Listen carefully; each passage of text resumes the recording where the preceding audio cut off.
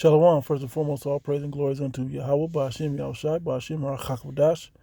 Double honor to our apostles, the bishops, the elders of the great millstone, and greetings, salutations, blessings, much love unto you, hopefully elect, shalom unto you. Your brother Shaquai with a video. This is Jeremiah 28:8. The prophets that have been before me and before thee of old prophesied both against many countries and against great kingdoms of war and of evil and of pestilence. And that's what this video's about, okay? There's pestilence that are ramping back up. Okay, and they're, of course, the talk is they're more aggressive than in 2020. Okay, which I shouldn't have to speak further into that. All right, and so I'm gonna show a few scriptures about it, and definitely grab an article. I'll start with the article now. Okay, H5N5 is what's out there now. Okay, which is the avian, which it as the fowl, or you can see it there. What happens if it spreads to humans, right? It can sometimes spread to people. In humans, H5 subtypes of influenza A are the most common cause. It can cause mild to severe respiratory symptoms and pink eye. Okay, people who work with poultry, waterfowl, and dairy cows are most at risk. All right, that's what this says. Where is the 2024 outbreak? Texas and Kansas, right? And that was in March. And this was written, and it says also, let me read it verbatim. It says on March 25th, 2024, an outbreak of fowl influenza, right, in dairy cows was first reported in Texas and Kansas. And CDFA took immediate action to monitor the fowl, infections in California herds, right? Says Governor Newsom. Is it safe to eat eggs because of the birds, right? Cooking poultry, it's about cooking it to the right level, right? People should separate uncooked raw poultry from cooked foods and foods that won't be cooked. Cook all poultry and poultry products, including eggs, all the way before eating. Okay, and it tells you how to do that. And it's supposed to kill that, right? How many people have died from it? Here's where it gets interesting.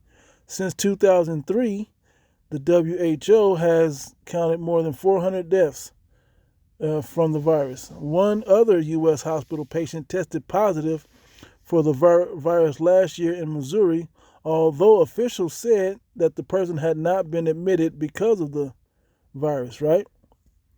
So, is it lethal in humans? Yep, the answer is yes. While tragic, a death from H5N1 fowl, right, in the United States is not unexpected because of the known potential for infection with these viruses to cause severe illness and death. As of January 6, 2025, there have been 66 confirmed human cases of that in the United States, the fowl, right, in the U.S. since 2024, and 67 since 2022. All right, so that shows you that it's growing. All right, because what 400 total is set up there from 2003, so it's growing in the earth. Now peep this, and this is, you got to understand, this is E's way of sensationalism, that he puts things out there in the media to cause a stir in the people. Okay, it's not just the media nowadays, and journalism isn't just to tell you what it is and then, be neutral and then you come up with it yourself. No, this is all put out there to play on your mind. How do you know? Because they say certain things, they say so much. And I caught this years ago watching the news one day. There's something on the loose. This is how they go. There's something on the loose, and it could be in your neighborhood. Tune in at 11. Like, damn, what is it? But they build that anxiety up in you to make you, oh, well, over in China, we have this thing that's going on over there, and they do all of that, okay, when they come back from the break. But they got you to stay tuned in. But more so than staying tuned in to watch the show for ratings, what do? They got you tuned in, so now, because every station is talking about these same topics. Okay, all the mass media is owned by the small hats. Okay, so they're all talking about the same thing, pushing the same witchcraft on the people. Okay? It says Louisiana patient is the first to perish of the fowl in the U.S., health officials say.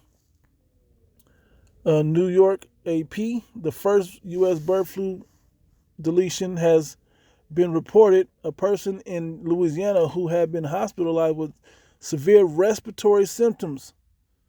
Okay? And I'm not going to read the rest. It was older than 65, it says, but I'm not going to read the rest. But you got to understand that this is what they mutated inside the patient. This is the things that they want you to get afraid of. Well, yeah, you should be living by the Heavenly Father's dietary laws and living an active lifestyle. Yeah. Or you're more at risk. Your immune system has to build up. But people act like they didn't learn that in 2020. So because people have gotten more comforted and things are going, back to a new normal or whatever, no, the Heavenly Father ain't turned down. So things are going to continue to pop off. And one of the things he named was pestilence, okay? So let me just hit a couple pestilence scriptures. There's plenty of news articles you can go out there and look at just to see. Let me just peek at it and see what pops up. All I put in was sickness 2025, 6 hours ago. What we know about HMPV spreading in China, okay? This is what you're seeing 4 days ago, 1 day ago. This is all New Year's stuff. Respiratory, okay? This is everything noro, okay? On the rise in 2025. You can see that with Pensacola News Journal, okay? Health Minute, surge in illness. This is everything right here, okay? This is just page 1, all right? Matthew 24, verse 7, for nation shall rise against nation, and kingdom against kingdom, and there shall be famines, lack of food, and pestilences, okay? And earthquakes in diverse places. We see these things, and pestilences is high up on the list, okay? This is something, just one element of the things that are happening in this place, and it's growing, okay? This is for you Jakes out there, okay, that are under these curses, you so-called Negro, Latinos, and Native Americans. This is leading you into Jacob's trouble as well, because it's going to be harder on you. Why? Because we live in food deserts, because we don't have the resources or the money or the land to grow healthy, non-GMO and all this, right, types of foods that we need to eat, nor do we desire the righteous foods that make us healthy and a healthy lifestyle that we're supposed to have as Israelites. Okay? As God's chosen people, we have a dietary law that we're supposed to keep. Okay? And this is the curse if we don't keep those parts of the law. Deuteronomy 28:21, the Lord shall make the pestilence cleave unto thee until he have consumed thee off the land whither thou goest to possess it. And that's talking about the land of Israel. Okay? But that's anywhere we live now in modern times as well. Okay? We got to deal with these pestilences. Okay? And as I scroll through, just looking at some of these. Yep. Yeah, the ultimate is, I just Googled the word pestilence. Jeremiah 14, verse 12. When they fast, I will not hear their cry. And when they offer burnt offering and an oblation, I will not accept them. But I will consume them by the sword and by the famine and by the pestilence. And that's for our people, man. Because our people are hard-hearted. Okay? They don't want to get right. They just want to be, they just want to be, how do I want to say it? They just want to have a good time. Okay? Not realizing a lot of these illnesses is begin in the gut where your immune system begins. Okay? And because we're breaking these dietary laws, we open ourselves up to be caught up with these pestilences. Okay? But he has something like this on us now just to make sure that we get the message that is sending his son back and that we're his. Jeremiah 24:10, and I will send the sword and famine and the pestilence among them till they be consumed off the land that I gave unto them and to their fathers. Okay, and this is he's just showing you that he's not playing. He's going to go over these statements again and again. That's the one I read already, Jeremiah. Let's get to, I read Matthew already. Okay, and when you hear of the sword, this is used as a sword. This is the one I wanted though. Okay, just checking. Just going off the word pestilence, and I'm going to actually get in the blue letter before I close. 2nd Ezra 15, verse 49, and I will send plagues upon thee, widowhood, poverty, famine, sword, and pestilence. These are all the things coming. Pestilence is just one small something, okay, because there's also earthquakes, poverty, famine, there's food shortages, okay. Our people have no boundary.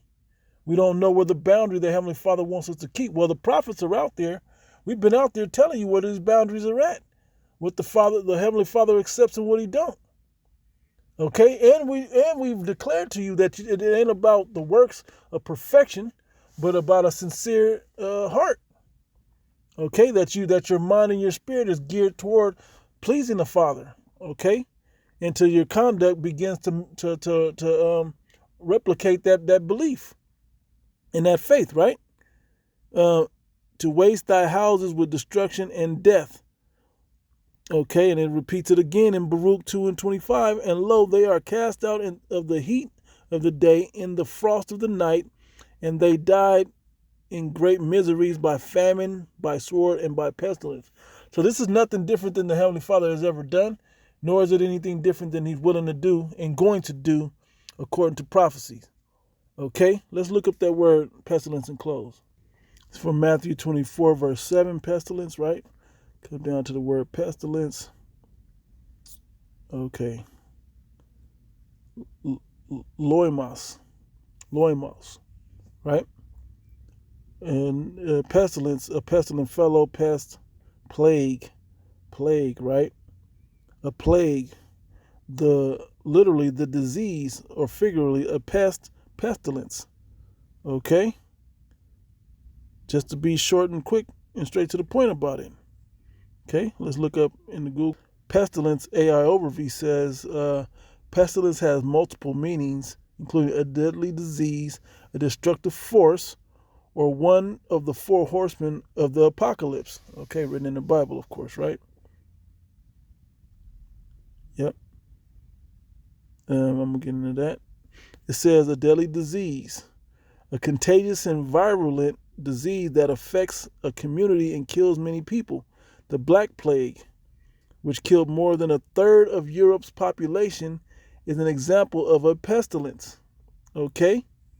A third of Europe's population. And don't get twisted to who those people were. You should do the research and see who those people were that got hit by the Black Plague. A destructive force, right? Something that is destructive or harmful. For example, if I'll pour this pestilence into his ear. Yeah, that's a bad example. Anyway, a book, a band, yeah, plague is pretty much what it means. Ain't got me that. Let's see, pestilence. Basic definition: a fatal epidemic disease, especially bubonic plague. Look at bubonic, the most common form of plague in humans, characterized by fever, delirium, and the formation of buboes. Buboes. It's a bubo. Okay. Black death, sickness, epidemic, pandemic. See, these words are around. Contagion. Okay. From the Latin pestis. Okay. Meaning plague. All right. So, yeah, that's the point. Just wanted to hit this real quick.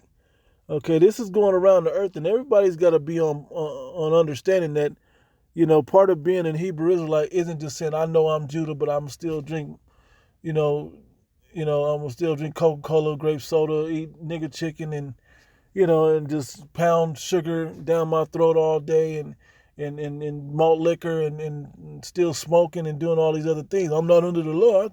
No, there's a lifestyle that you should be living by.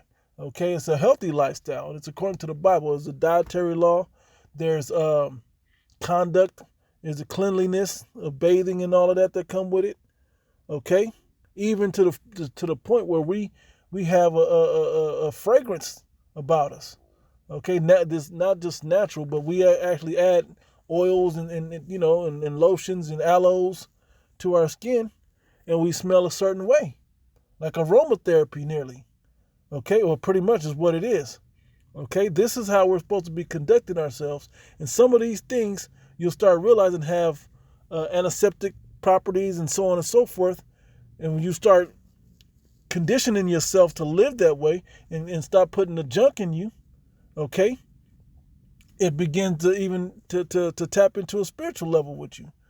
Okay, there's more to it than just I put on some Fahrenheit cologne and I'm good. No, it's how you bathe, when you bathe, you know, even to the point of being clean for the Sabbath, so on and so forth, man. So anyway, I'm gonna close it there, giving all praise and glory unto Yahweh, Bashim Yahushai, Bashim Chakwadash, the one to our apostles, the bishop, the elders of the great millstone, and greetings, salutations, blessings, much love, and to the hopeful elect. To the next one, Shalom.